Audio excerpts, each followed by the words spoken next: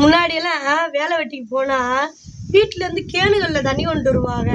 இல்லாட்டி போகிற வழியில் குட்டை குழம்பு தண்ணி கிடக்கும் குடிச்சுக்கிட்டு இருந்தா. இப்போ என்னைக்கு இந்த 10 ரூபாய்க்கு 5 ரூபாய்க்கு இருந்துச்சு தண்ணி ஒரு குடம், அப்படியே 10 ரூபா ஆச்சு, 12 ரூபா ஆச்சு, இப்போ 13 ரூபா ஆச்சு.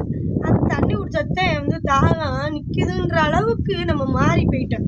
இப்போ நானுமே எங்கள் அம்மா வீட்டிலேருந்து வேணா எங்கள் அக்கா வீட்டில் தண்ணி கொண்டு வாண்டேன். நான் மட்டும் இல்லை, எல்லாரும் ஏன் அந்த நிலைமைக்கு நம்ம மாறி போகிறோம்னு தெரியலை.